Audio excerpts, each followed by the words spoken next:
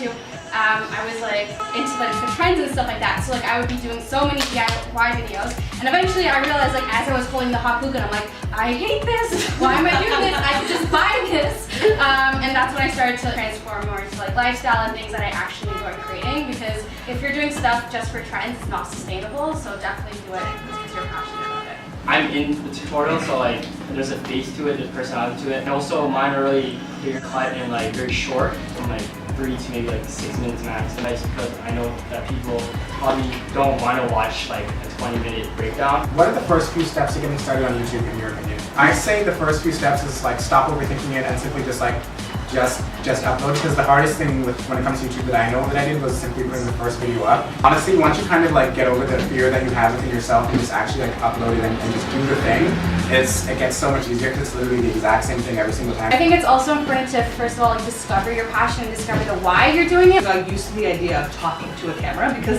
that's a hard thing to get used to at first. You're just like, there's this tripod with this little thing on top, and I have to talk to her like it's my friend, and somehow translate enough energy. That's another thing. Energy doesn't get translated over video unless you're at like a certain level of energy. So you have to get used to like not talking at a regular voice level because you seem boring. Just getting used to yourself, and you learn things about yourself, little idiosyncrasies about your movements and your facial twitches. And then I got to a point where I was like, all right, cool, I like this girl, she's all right, so let's upload. And by that point, there was no more judgment, even if someone else didn't like it, because I was already cool with it. Get yourself in that zone. Yeah, I jump around sometimes, and I'll do jumping jacks or whatever, try and like actually hype myself up or whatever. I think the goal of filming yourself is to learn how to be the you that you actually are with your friends when it's just you and the camera. For whatever reason, we get so much more self-conscious when we're alone with the camera than we are when we're with our friends. Don't like wait till you have a following, because you're not going to get a following until you start producing content that people want to follow. And then also just like use what you have. You can start with, you know, phone quality. I started with a point and shoot camera, and I wanted to be able to see myself, but it didn't have a flip out viewfinder like a fancy camera. So I put a mirror behind it and was able to see myself. The best tip I think it is just do it. Yeah. Thank you, Nike. Yeah, but just uploading is definitely like, there's like a sigh of relief once it's up, and then all those like fears when you're like, oh, I hate talking to a camera. Once you see it, you're like, oh, I guess it wasn't that big of a deal. Yeah. Especially when you're in public, you like know people are watching you, and it's like, oh, I hate this. And then you watch it, and it's like, oh, those people are all gone. I have no idea who they are, and like, it just doesn't matter anymore. A little bit of branding, like if there's a feature to add a logo, just add a logo, right? If there's a feature to write a description, like use everything that's available to you. Don't feel like you need all the right gear to start. You won't have the budget for it, first of all. And secondly, honestly, looking back, once you've created your channel, you see your growth both technologically and as a person, and that's like, you can't put a price on that. So if you don't have a mic, you don't have the lighting, you know, you only have your iPhone or a little point and shoot camera, sit in front of a window and shoot during the day and start that way. Be yourself, have the confidence in like yourself and your own personality. Have you been able to cross promote to other social media? A lot of people have questions about like camera gear and stuff like that, so Twitter is a great way for me to like communicate, like, you know, and answer questions. So I've been able to cross promote just because like my content kind of fits that. When people are like complaining about how you can't make money on YouTube when you're just starting out, you don't make money on like Instagram, Twitter, you still use it. That's how like my Instagram stuff started, and my YouTube stuff actually, like, was that these are things that I wanted to do anyways, and so I was putting them out there, and being consistent and doing it for a long enough time and improving my craft and improving my skills and people wanting to watch more, etc., etc. It's like through like years of doing that and like climbing that step of like, make more things, get better at the things I make. Now I'm finally able to like make revenue from it, and most of it is actually from like brand deals, sponsored posts, that kind of thing. Yeah, the brands are not looking at the crazy amount of followers, because sometimes those brands don't want somebody to take over their stories, so they want somebody to talk to their Instagram, to their community. Sometimes I would reach out to them because I have a good idea of like what I want to do, and like they could either fund it or just want to do something with them. Yeah, so it definitely has to fit with your own personal brand. It has to be genuine. For me, like it'll usually be something that I spend my own money on or is worth spending my own money on. I'm working with brand like to over-deliver. The best example was I did a deal with Car2Go. And like, okay, Steve, we'll give you the car for a week, do 2 stories. I was like, you know what, give me the car, I'm gonna offer deliver this. So I did 2 stories, I did a vlog, I did like a commercial, and I wrote a blog. So when I give that to them, the value that they see is like out of this world. But after, when you work with another brand, they don't know what Car2Go wanted. They just see, oh, this guy worked with Car2Go and that's all he did for them. We need him to do the same thing for us. So just keep on pushing yourself better and better from there. Having some sponsored content gives other brands a reason to reach out to you. They know that it's an open door. Sometimes brands don't really know how much work goes into what they want from you. So they'll be like, yeah, we'll throw you like $60 and we'll send you the product and we need you to do A, B, C, D, E, F, and the list goes on. And you're like, yeah, that's gonna take me like 2 weeks. And so it's up to you to be like, all right, in a respectful way to educate them back so that you're still getting what you need out of it and it's a mutually beneficial situation. Every time I'm overflowing with ideas, I write every single thing down. And when I have a dry period or a dry day, I reference back to that and I'm like, what out of this is catching my eye and can reignite whatever I'm lacking right now? I think someone posted recently, you know, MKBHD, Marquez, he had, how many videos did he put up before he had like 50 subs? It was like 200 videos. And now he just won Creator of the Decade. And he had put out 200 videos at 50 subscribers.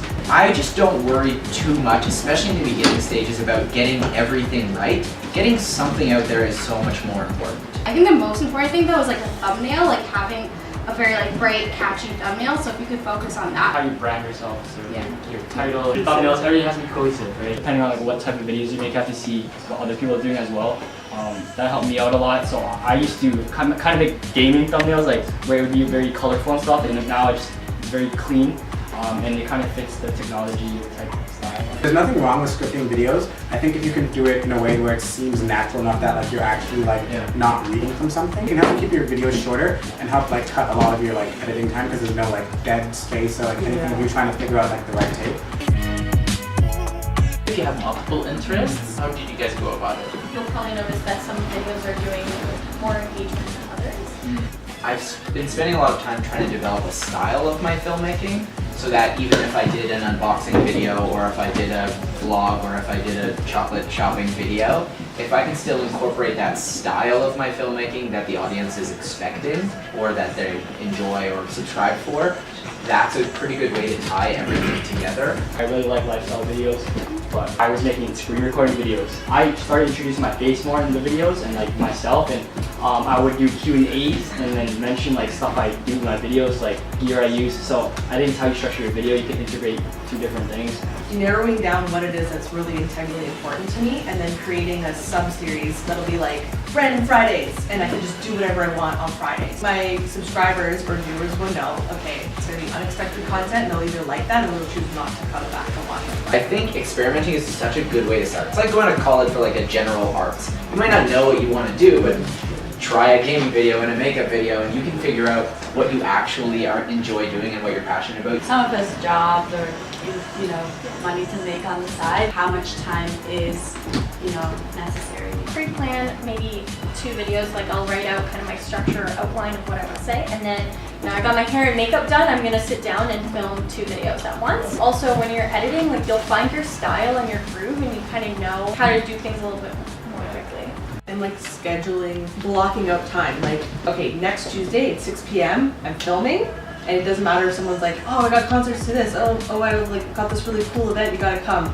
It's almost like a sacrifice. I'm like, no, Tuesday I'm filming, otherwise I'm not gonna get it done. So allotting time to just do that, or be like, I have a 2-hour time slot on this Saturday, I'm just gonna edit and make sure I finish that video in that 2-hour time slot. My goal is to kind of keep things going at a 2-week pace, but my worry is that will I lose people's attention in that time? Consistency is important for sure, but I don't know if I'm entirely convinced that consistency alone is the answer. There are thousands, tens of thousands of channels doing daily vlogs that no one is seeing. But you do have to pay attention to the quality because just showing up every day, that's only half the battle. You're probably better off making, you know, a weekly video or a bi-weekly video that you're proud of than 7 daily videos that are or sub okay. Getting like people face to face is super important, especially like YouTube Space Toronto. They have events all the time, but a lot of them it's like open to everyone, and that's like where you meet those people who are willing to like help you and stuff like that. Creating content